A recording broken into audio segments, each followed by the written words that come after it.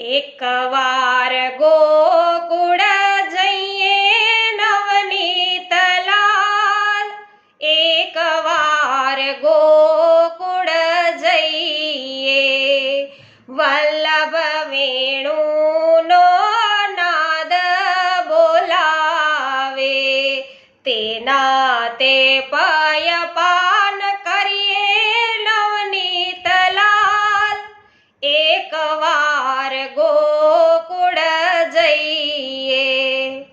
વૈષ્ણવો બધા જ સાથે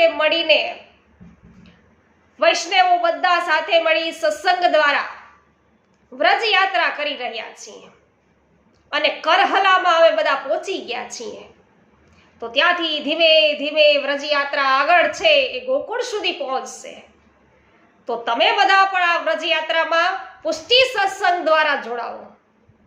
પુષ્ટિ સત્સંગ ચેનલને હજુ સુધી સબસ્ક્રાઇબ ના કરી હોય તો અવશ્ય કરી લેજો।